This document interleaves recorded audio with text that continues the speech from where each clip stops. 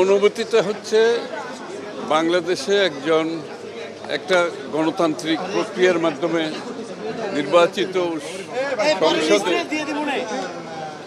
আমরা বাংলাদেশের প্রেসিডেন্ট নির্বাচিত করেছি।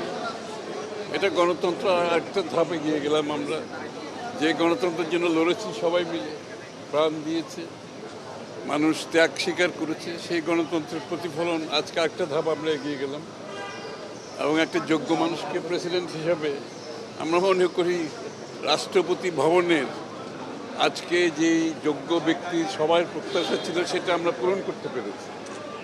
একজন সত্যিকার অর্থে আগাগোড়া একজন রাজনীতিবিদকে আমরা প্রেসিডেন্ট হিসেবে নির্বাচিত করতে পেরেছি। এটাই কিন্তু আমার একদিকে গণতান্ত্রিক একটা রাষ্ট্রের যে কর্মকাণ্ড, একটা সংসদের কর্মকাণ্ড, সেটা প্রতিফলিত হয়েছে। অন্যদিকে এটি ভালো মানুষ যে রাষ্ট্রপতি হওয়ার যোগ্যতা রাখে, যার দীর্ঘ রাজনৈতিক জীবনে একজন আগাগোড়া একজন রাজনীতিবিদ, এরকম একটা মানুষ আজকে রাষ্ট্রপতি ভবনে যাচ্ছে। মানে এটাই একটা আমাদের জন্য সুখবর। এই ধারা আমাদেরকে অব্যাহত রাখে।